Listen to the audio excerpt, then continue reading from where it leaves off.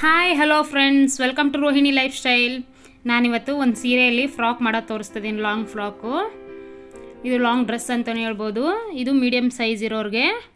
ನಾನು ಮೊದಲಿಗೆ ಈ ಥರ ಗ್ರೀನ್ ಆ್ಯಂಡ್ ಪಿಂಕ್ ಕಾಂಬಿನೇಷನ್ ಇರೋ ಸೀರೆ ತೊಗೊಂಡಿದ್ದೀನಿ. ಇದನ್ನು ನಾನು ಪಲ್ಲು ಕಟ್ ಮಾಡ್ಕೊತಾ ಇದ್ದೀನಿ. ಇದು ಸೆರಗನ್ನು ಕಂಪ್ಲೀಟಾಗಿ ಬೇರೆ ಮಾಡ್ಕೊತಾ ಇದ್ದೀವಿ. ನೋಡಿ ಈ ಥರ ಇದನ್ನು ನಾನು ಸ್ಲೀವ್ಸ್ಗೆ ಯೂಸ್ ಮಾಡ್ತೀನಿ. ಈಗ ನಾನು ಫುಲ್ಲು ಸೀರೆ ಎಷ್ಟಿದೆ ಅಷ್ಟು ಲೆಂತನ್ನು ಫ್ರಿಲ್ಸ್ ಇಟ್ಟು ಫ್ರಾಕ್ ಮಾಡೋಣ ಅಂದ್ಕೊಂಡಿದ್ದೀವಿ. ಹಂಗಾಗಿ ನಾನು ಮೊದಲಿಗೆ ಬಾಡಿಗೆ ಎಷ್ಟು ಬೇಕು ಅಷ್ಟು ತೊಗೊತಾ ಇದ್ದೀನಿ. ನಾನು 34 ತೊಗೊಂಡಿದ್ದೀನಿ. ಬಾಡಿಗೂ ಮತ್ತು ಸ್ಲೀವ್ಸಿಗೆ ಕೆಳಗಡೆ ಫ್ರಿಲ್ಸ್ ಬರೋದಕ್ಕೆ ಎರಡಕ್ಕೂ ಸೇರಿ ನಾನು 34 ಕಂಪ್ಲೀಟಾಗಿ ಕಟ್ ಮಾಡ್ಕೊತಾ ಇದ್ದೀನಿ. ನೋಡಿ ಆ ಕಡೆ ಬ್ಲೌಸ್ ಪೀಸ್ ಕೂಡ ಇದೆ, ಅದನ್ನೇ ಅಷ್ಟನ್ನು ನಾನು ಸಪ್ರೇಟ್ ಮಾಡ್ಕೊಂಡಿದ್ದೀನಿ. ಈಗ ನೋಡಿ, ಈಗ ನಾನು ಲೆಂತ್ ತೊಗೊತಾ ಇದ್ದೀನಿ ಉದ್ದ.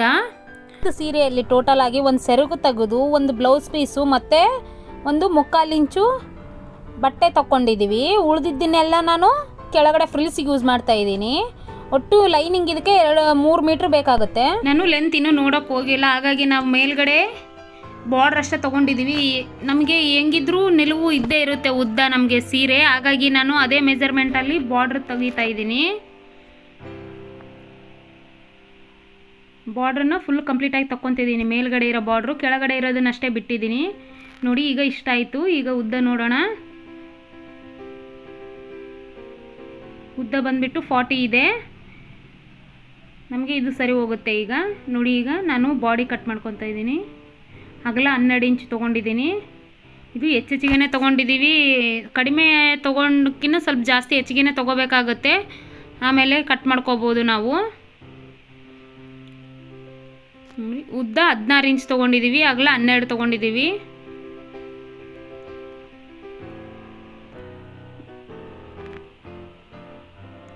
ಈಗ ನಮಗೆ ಬಾಡಿಗೆ ಈ ಥರ ಫೋಲ್ಡ್ ಮಾಡಿಕೊಂಡು ಟ್ರೇಸ್ ಮಾಡ್ಕೋಬೇಕಾಗತ್ತೆ.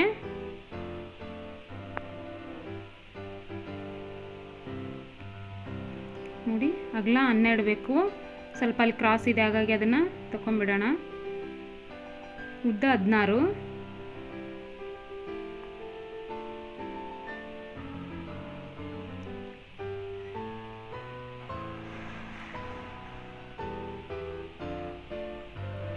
ಇದನ್ನು ಎಕ್ಸ್ಟ್ರಾ ಪೀಸನ್ನು ಕಟ್ ಮಾಡ್ಕೊಳ್ಳೋಣ. ಮೆಜರ್ಮೆಂಟ್ ಯಾವ ರೀತಿ ಮಾಡೋದು ಅಂತ ನೋಡೋಣ. ಮೊದಲಿಗೆ ನಾನು ಭುಜ 6 ಇಂಚ್ ತೊಗೊಂಡಿದ್ದೀನಿ. ಅಲ್ಲಿ 3.5 ಭುಜ, ರೌಂಡ್ಗೆ 2.5 ತೊಗೊಂಡಿದ್ದೀನಿ. 6 ಇಂಚ್ ಆಯಿತು. ಈಗ ನೆಕ್ಕು ಉದ್ದ ತೊಗೊತಾ ಇದ್ದೀವಿ. 5.5 ಇಂಚು ನೆಕ್ ಉದ್ದ. ಜಾಸ್ತಿ ಡೀಪ್ ಬೇಕಾದರೆ ಜಾಸ್ತಿ ಡೀಪ್ ತೊಗೋಬೋದು. ನಾವು ಭುಜ ಎಷ್ಟು ಇಟ್ಟಿರ್ತೀವೋ ಅಷ್ಟೇ ಆ ಮೋಲ್ ತೊಗೋಬೇಕಾಗುತ್ತೆ. ಕೊಂಕಳ 6 ಇಂಚ್ ತೊಗೊಂಡಿದ್ದೀನಿ. ಈಗ ಇದಕ್ಕೆ ಶೇಪ್ ಹಾಕ್ಕೊಳ್ಳೋಣ. 1.5 ಇಂಚು ಶೇಪು, 1.5 ಇಂಚು ಫಸ್ಟ್ನೇ ಶೇಪ್ ಆದರೆ 1 ಇಂಚು ಎರಡನೇ ಶೇಪು ಈ ರೀತಿ ಹಾಕ್ಕೋಬೇಕಾಗುತ್ತೆ. ಎರಡನೇ ಶೇಪು ಸ್ವಲ್ಪ ಡೀಪಾಗಿ ತೊಗೋಬೇಕು, ಹಾಗಾದ್ರಲ್ಲಿ ಮುದ್ರು ಬರೋದಿಲ್ಲ. ಕೊಂಕಳ ಹತ್ರ ಮುದ್ರು ಬರದೇ ರೀತಿ ಈ ರೀತಿ ಶೇಪ್ ಹಾಕ್ಕೋಬೇಕು.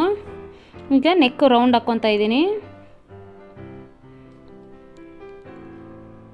ಈಗ ಇದನ್ನು ಕಟ್ ಮಾಡ್ಕೊಳ್ಳೋಣ. ನೋಡಿ, ನಾನು ಈಗ ಮಧ್ಯದಲ್ಲಿ ಟೆಕ್ಸ್ ಮಾಡ್ಕೊತಾ ಇದ್ದೀವಿ. ಇದು ಪ್ರಿನ್ಸ್ ಕಟ್ ಟೆಕ್ಸು.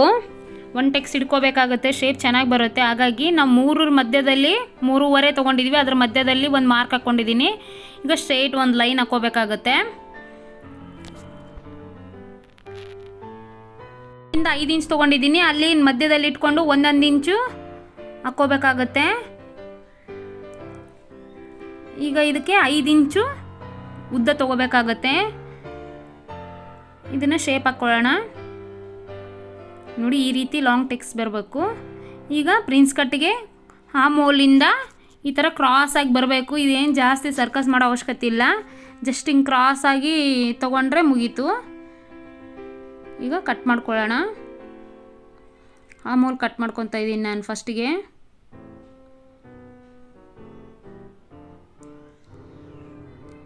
ಈಗ ಇದನ್ನು ಸಪ್ರೇಟ್ ಮಾಡ್ಕೊಳ್ಳೋಣ, ಫ್ರಂಟ್ ಆ್ಯಂಡ್ ಬ್ಯಾಕು.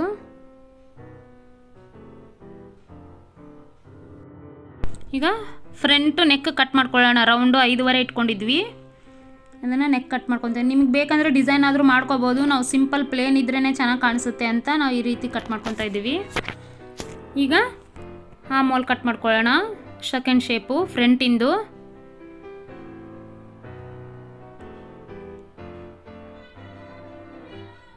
ನೋಡಿ ಫ್ರಂಟ್ ಪಾರ್ಟು ರೆಡಿ ಆಯ್ತು. ಈಗ ಬ್ಯಾಕ್ ಪಾರ್ಟು 2.5 ಇಂಚು ರೌಂಡ್ ತೊಗೊಂಡು ಲೆಂತು 7 ಇಂಚ್ ತೊಗೊಂಡಿದ್ದೀನಿ.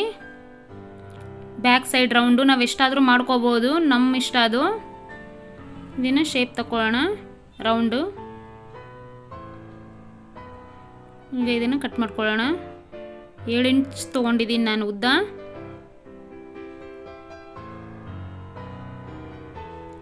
ಈಗ ರೆಡಿ ಆಯಿತು. ಈಗ ಇದರಲ್ಲಿ ನಾವು ರಿಯಲ್ ಕ್ಲಾತ್ ಇಲ್ಲಿ ಕಟ್ ಮಾಡ್ಕೊಳ್ಳೋಣ ಲೈನಿಂಗ್ ಇಟ್ಟು. ನಾವು ಆಲ್ರೆಡಿ ತೆಗೆದಿಟ್ಕೊಂಡಿದ್ವಲ್ಲ ಆ ಕ್ಲಾತು ನೋಡಿ, ಈ ರೀತಿ ಬ್ಯಾಕ್ ಸೈಡ್ ಇರೋದನ್ನೇ ಇಟ್ಟು ಕಟ್ ಮಾಡ್ಕೋಬೇಕು. ಸ್ವಲ್ಪ ಹೆಚ್ಚೆಚ್ಚಿಗೆ ಕಟ್ ಮಾಡ್ಕೋಬೇಕು. ಫ್ರಂಟ್ ಆ್ಯಂಡ್ ಬ್ಯಾಕ್ ಸೇರಿನೇ ನಾವು ಕಟ್ ಮಾಡ್ಕೊತಾ ಇದ್ದೀವಿ. ಹಾಗಾಗಿ ಬ್ಯಾಕ್ ಪಾರ್ಟ್ ಇಟ್ಕೊಂಡು ಕಟ್ ಮಾಡ್ಕೋಬೇಕು.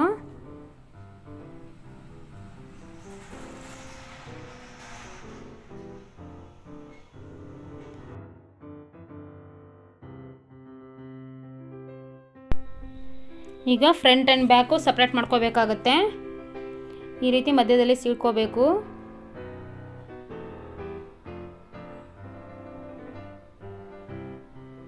ಈಗ ಫ್ರಂಟ್ ಪಾರ್ಟ್ ಇರೋದಕ್ಕೆ ಫ್ರಂಟ್ ಇಟ್ಕೋಬೇಕು, ಬ್ಯಾಕ್ ಪಾರ್ಟ್ ಇರೋದಕ್ಕೆ ಬ್ಯಾಕ್ ಇಟ್ಕೋಬೇಕು. ಇದು ಬ್ಯಾಕ್ ಸೈಡು ಬರ್ಕೊಂಡು ಇಟ್ಕೋಬೇಕು, ಇಲ್ಲಾಂದರೆ ಶೇಪು ಚೇಂಜ್ ಆಗಿಬಿಡುತ್ತೆ. ಇದು ಫ್ರಂಟ್ ಪಾರ್ಟು.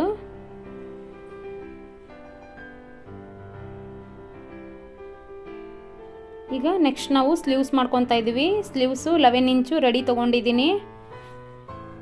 ಅಗಲ 10 ಇಂಚ್ ಆದರೆ ಸಾಕು, 9.5 ಆದರೆ ಸಾಕು. ಸ್ವಲ್ಪ ಹೆಚ್ಚಿಗೆ ಇಟ್ಕೊಂಡಿದ್ದೀವಿ, ಡ್ರೆಸ್ಸಿಗೆ ಜಾಸ್ತಿನೇ ಹೋಗುತ್ತೆ. ಈಗ ಒಂದು ಸ್ಟ್ರೇಟ್ ಲೈನ್ ಹಾಕ್ಕೊಳ್ಳೋಣ, ಶೇಪ್ ತಕ್ಕೊಳ್ಳೋಣ.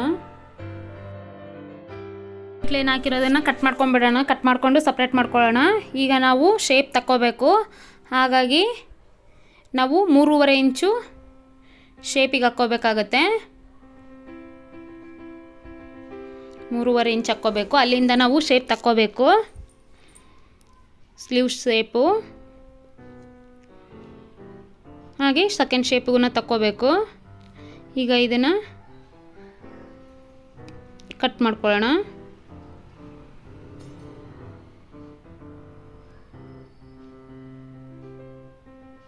ಇಲ್ಲಿ ಒಂದು ಮಾರ್ಜಿನ್ ಮಾಡ್ಕೋಬೇಕು. ಈಗ ನಾವು ಕೆಳಗಡೆ ಲೂಸ್ ಎಷ್ಟು ಬೇಕಷ್ಟು ನೋಡಿಕೊಂಡು ಮಾರ್ಕ್ ಹಾಕ್ಕೊಂಡು ಕ್ರಾಸಾಗಿ ಲೈನ್ ಎಳ್ಕೊಂಡು ಅದನ್ನು ಕಟ್ ಮಾಡ್ಕೋಬೇಕಾಗತ್ತೆ. ನಾವು ಸ್ವಲ್ಪ ಹೆಚ್ಚೆಚ್ಚಿಗೆ ಮಾಡೀವಿ, ನೋಡಿಕೊಂಡು ಲಾಸ್ಟಿಗೆ ಕಟ್ ಮಾಡ್ಕೋಬೇಕಂತ. ಈಗ ಸ್ಲೀವ್ಸ್ ಹಾಕ್ಕೊಂಡಿದ್ದೀವಿ. ನಾವಿದು ಸೆರಗನ್ನು ತೊಗೊಂಡಿದ್ದೀನಿ, ಆ ಸೆರಗಲ್ಲೇ ಸ್ಲೀವ್ಸ್ ಮಾಡ್ತಾಯಿದ್ದೀವಿ. ಅದನ್ನು ಸೆರಗನ್ನು ಫೋಲ್ಡ್ ಮಾಡಿಕೊಂಡು ಆ ಸ್ಲೀವ್ಸ್ ಯಾವ ರೀತಿ ಇದೆ ಆ ರೀತಿ ಹೆಚ್ಚೆಚ್ಚಿಗೆ ಕಟ್ ಮಾಡ್ಕೋಬೇಕಾಗತ್ತೆ.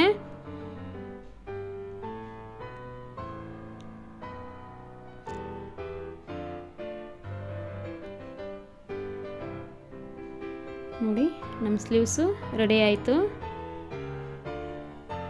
ಈಗ ನಾವು ಕೆಳಗಡೆ ಫ್ರಿಲ್ಸಿಗಾಗೆ ಒಂದು ಕ್ಲಾತ್ ಕಟ್ ಮಾಡ್ಕೊಂಡಿದ್ವಿ 4 ಮೀಟ್ರು. ಅದಕ್ಕೆ ಲೈನಿಂಗ್ ತೊಗೊಂಡಿದ್ದೀನಿ 2 ಮೀಟ್ರು.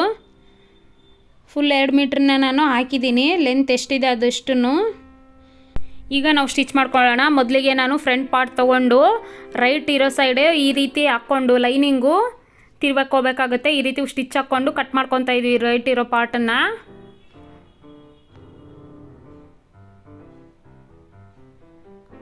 ಈ ರೀತಿ ಕಟ್ ಮಾಡಿಕೊಂಡು ಕಚ್ ಹಾಕ್ಕೋಬೇಕಾಗುತ್ತೆ ಅಲ್ಲಲ್ಲಿ.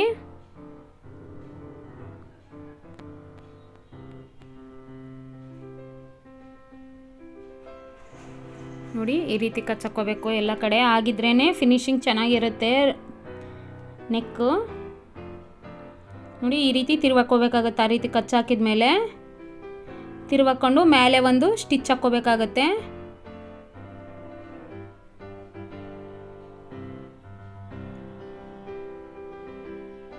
ನೋಡಿ ಸ್ಟಿಚ್ ಹಾಕ್ಕೊಂಡದ್ದಾಯಿತು. ಈಗ ಇನ್ನೊಂದು ಸ್ಟಿಚ್ ಹಾಕ್ಕೊತಾ ಇದ್ದೀವಿ. ಡಬಲ್ ಸ್ಟಿಚ್ ಅದ್ರ ಪಕ್ಕಕ್ಕೆ 1/2 ಇಂಚಿಂದು ನೋಡಿ ಈ ರೀತಿ ಹಾಕ್ಕೋಬೇಕು, ನೀಟಾಗಿ ಕಾಣಿಸುತ್ತೆ. ಈಗ ನಾವು ಫುಲ್ಲು ಸ್ಟಿಚ್ ಹಾಕ್ಕೋಬೇಕಾಗುತ್ತೆ ಈ ರೀತಿ. ಅದು ಹಾಮೋಲು ಎಲ್ಲ ಯಾವ ರೀತಿ ಇದೆ ಆ ರೀತಿ ಸ್ಟಿಚ್ ಹಾಕ್ಕೋಬೇಕಾಗುತ್ತೆ. ಹಾಕ್ಕೊಂಡು ಎಕ್ಸ್ಟ್ರಾ ಕ್ಲಾತನ್ನು ಕಟ್ ಮಾಡ್ಕೋಬೇಕು. ಆ ರೀತಿ ಸ್ಟಿಚ್ ಹಾಕೋದ್ರಿಂದ ಕ್ಲಾತು ಚೆನ್ನಾಗಿ ಬರುತ್ತೆ, ನೀಟಾಗಿ ಮುದ್ರು ಬರೋದಿಲ್ಲ. ಎಕ್ಸ್ಟ್ರಾ ಪಾರ್ಟ್ ಕಟ್ ಮಾಡ್ಕೋಬೇಕು. ಇದಾದಮೇಲೆ ಟೆಕ್ಸ್ ಇಟ್ಕೋಬೇಕು. ನಾವು ಮೆಜರ್ ಮಾಡ್ಕೊಂಡಿದ್ವಲ್ಲ ಅದನ್ನೇ ಈ ರೀತಿ ಫೋಲ್ಡ್ ಮಾಡಿಕೊಂಡು ಕೆಳಗಿಂದನೇ ಮೇಲೆ ತನ ಈ ಥರ ಟೆಕ್ಸ್ ಇಟ್ಕೋಬೇಕು. ನೋಡಿ ಈ ರೀತಿಯಾಗಿ ಕಾಣಿಸುತ್ತೆ, ಎರಡು ಕಡೆ ಈ ರೀತಿಯಾಗಿ ಹಾಕ್ಕೋಬೇಕು. ಇದು ಪ್ರಿನ್ಸ್ ಕಟ್ ಟೆಕ್ಸು. ಈಗ ಫ್ರಂಟ್ ಪಾರ್ಟ್ ರೆಡಿ ಆಯಿತು. ಈಗ ಬ್ಯಾಕ್ ಪಾರ್ಟನ್ನು ಅದೇ ರೀತಿಯಾಗಿ ನೆಕ್ಕಿಗೆ ಸ್ಟಿಚ್ ಹಾಕ್ಕೊಂಡು ಈ ರೀತಿ ಕಟ್ ಮಾಡಿಕೊಂಡು ಕಚ್ಚಾಕ್ಕೊಂಡು ತಿರುವಾಕೊಂಡು ಸ್ಟಿಚ್ ಮಾಡ್ಕೋಬೇಕಾಗತ್ತೆ.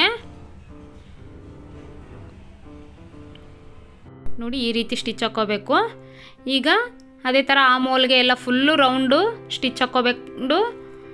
ಈ ಥರ ಎಕ್ಸ್ಟ್ರಾ ಕ್ಲಾತನ್ನು ಕಟ್ ಮಾಡ್ಕೋಬೇಕಾಗತ್ತೆ. ನೋಡಿ ಇದಕ್ಕೇನು ಟೆಕ್ಸ್ ಇರೋದಿಲ್ಲ ಬ್ಯಾಕ್ ಸೈಡು, ಓನ್ಲಿ ಫ್ರಂಟ್ ಅಷ್ಟೇ ಟೆಕ್ಸ್ ಇಟ್ಕೋಬೇಕು. ಈಗ ನಾವೆರಡನ್ನೂ ಸೇರಿ ಭುಜದ ಹತ್ರ ಸ್ಟಿಚ್ ಹಾಕ್ಕೋಬೇಕಾಗತ್ತೆ. ಈ ರೀತಿ ಎರಡನ್ನೂ ಸಮನಾಗಿ ಜೋಡಿಸ್ಕೊಂಡು ಈ ರೀತಿ ಸ್ಟಿಚ್ ಹಾಕ್ಕೊಳ್ಳೋಣ.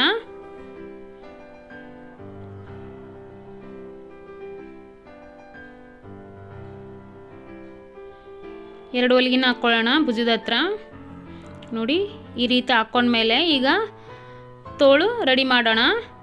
ನೋಡಿ ಮೊದಲಿಗೆ ನಾನು ಈ ಥರ ಒಂದು 3.5 ಇಂಚಿಂದು ಕ್ಲಾತ್ ತೊಗೊಂಡಿದ್ದೀನಿ. ಅದು ತೊಗೊಂಡು ಫೋಲ್ಡ್ ರೈಟಲ್ಲೇ ಫೋಲ್ಡ್ ಮಾಡ್ಕೋಬೇಕು. ಕೆಳಗಡೆ ಸ್ಲೀವ್ಸಿಗೆ ಫ್ರಿಲ್ಸಿಗೆ ಇದು ಈ ರೀತಿ ಫೋಲ್ಡ್ ಮಾಡಿಕೊಂಡು ಹೊಲಿಗೆ ಹಾಕ್ಕೋಬೇಕಾಗತ್ತೆ. ನೋಡಿ ಈ ರೀತಿ ಹೊಲಿಗೆ ಹಾಕ್ಕೊಂಡ್ಮೇಲೆ ಫ್ರಿಲ್ಸ್ ಇಟ್ಕೋಬೇಕಾಗತ್ತೆ ಚಿಕ್ಕದಾಗಿ.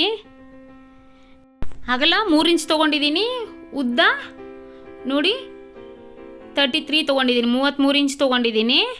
ಆ ರೀತಿ ಸ್ಟಿಚ್ ಹಾಕ್ಕೊಂಡ್ಮೇಲೆ ಈ ರೀತಿ ಚಿಕ್ಕದಾಗಿ ಫ್ರಿಲ್ಸ್ ಇಟ್ಕೊತ ಹೋಗ್ಬೇಕಾಗುತ್ತೆ. ನೀಟಾಗಿ 1/2 ಇಂಚಿಗೆ ಹೊಲಿಗೆ ಹಾಕ್ಕೋಬೇಕು.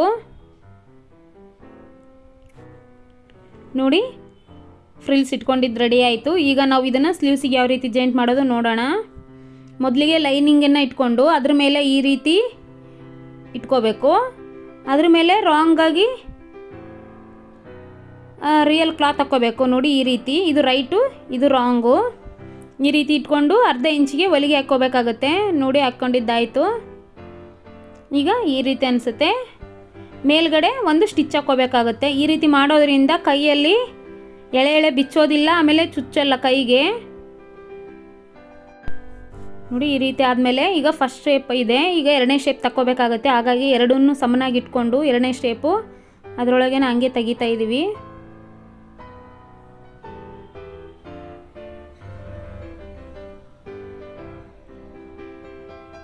ಹಾಗೆ ಎಕ್ಸ್ಟ್ರಾ ಕ್ಲಾತನ್ನು ಕಟ್ ಮಾಡ್ಕೋಬೇಕಾಗುತ್ತೆ.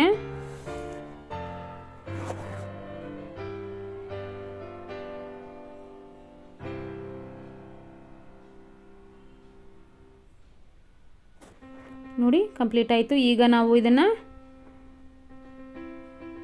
ಹೊಲ್ಕೋಬೇಕಾಗುತ್ತೆ ಸ್ಲೀವ್ಸು. ನೋಡಿ ಈ ರೀತಿಯಾಗಿ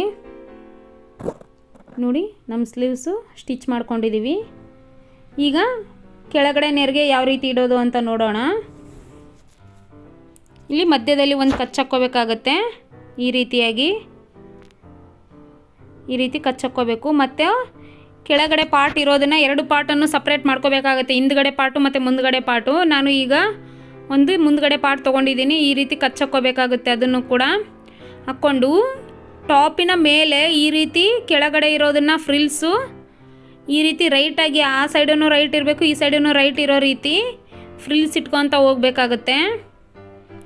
ಚಿಕ್ಕದಾಗಿ ಫ್ರಿಲ್ಸ್ ಇಡಬೇಕು, ಆಗಿದ್ರೇ ಚೆನ್ನಾಗಿ ಬರುತ್ತೆ. ಇದು ತೀರಾ ದೊಡ್ಡದಿರಬಾರ್ದು. ನೋಡಿ ಈ ರೀತಿಯಾಗಿ ಫ್ರಿಲ್ಸ್ ಇಟ್ಕೋಬೇಕು. ನೋಡಿ ನಾವು ಕಚ್ ಹಾಕ್ಕೊಂಡಿದ್ವಲ್ಲ ಕೆಳಗಿನ ಪಾರ್ಟಿಗೂ ಮೇಲಿನ ಪಾರ್ಟಿಗೂ ಅಲ್ಲಿವರೆಗೂ ಈ ರೀತಿ ಬರೋ ರೀತಿ ಫ್ರಿಲ್ಸ್ ಇಟ್ಕೋಬೇಕು. ನೋಡಿ ಈಗ ನಾವು ಫ್ರಿಲ್ಸ್ ಇಟ್ಕೊಂಡಿದ್ದು ಕಂಪ್ಲೀಟ್ ಆಯಿತು. ಈಗ ಇದಕ್ಕೆ ಲೈನಿಂಗ್ ಹಾಕ್ಕೊಳ್ಳೋಣ. ಲೈನಿಂಗ್ ಕೂಡ ಅಷ್ಟೇ, ಕೆಳಗಿನ ಪಾರ್ಟಿಗೆ ಆಪೋಸಿಟ್ಟಾಗಿ ಸ್ಟಿಚ್ಚಿಂಗು ಒಳಗೆ ಬರೋ ರೀತಿ ನಾವು ಲೈನಿಂಗ್ ಹಾಕ್ಕೋಬೇಕಾಗತ್ತೆ. ನೋಡಿದರೆ ಅರ್ಥ ಆಗುತ್ತೆ ನಿಮಗೆ. ಈ ರೀತಿ ಟಾಪು ಮೇಲ್ಗಡೆ ಟಾಪಿನ ಮೇಲೆ ಲೈನಿಂಗ್ ಇಟ್ಕೊಂಡು ಈ ರೀತಿ ಫ್ರಿಲ್ಸ್ ಇಟ್ಕೋಬೇಕು. ನೋಡಿ ಈ ರೀತಿ ಮಧ್ಯದಲ್ಲಿ ಬರುತ್ತೆ. ನೋಡಿ ಒಳಗಡೆ ಯಾವುದೇ ಸ್ಟಿಚ್ಚು ಕಾಣೋದಿಲ್ಲ, ಹೊರಗಡೆನೂ ಕಾಣೋದಿಲ್ಲ, ಒಳಗಡೆನೂ ಕಾಣೋದಿಲ್ಲ. ಈ ರೀತಿ ಫ್ರಿಲ್ಸ್ ಇಟ್ಕೊಳೋದ್ರಿಂದ ಫಿನಿಶಿಂಗು ಚೆನ್ನಾಗಿರುತ್ತೆ, ಯಾವುದೇ ಚುಚ್ಚಲ್ಲ. ನೋಡಿ ಈ ರೀತಿ ಫ್ರಿಲ್ಸ್ ಹಾಕ್ಕೋಬೇಕಾಗತ್ತೆ. ಈಗ ನಾವು ಫಿಟ್ಟಿಂಗ್ ಇಟ್ಕೊಳ್ಳೋಣ. ಸ್ಲೀವ್ಸ್ ಮೆಜರು ಯಾವ ರೀತಿ ಇದೆ ಅದನ್ನು ಇಟ್ಕೊಂಡು ಸ್ಟಿಚ್ ಹಾಕ್ಕೋಬೇಕಾಗತ್ತೆ.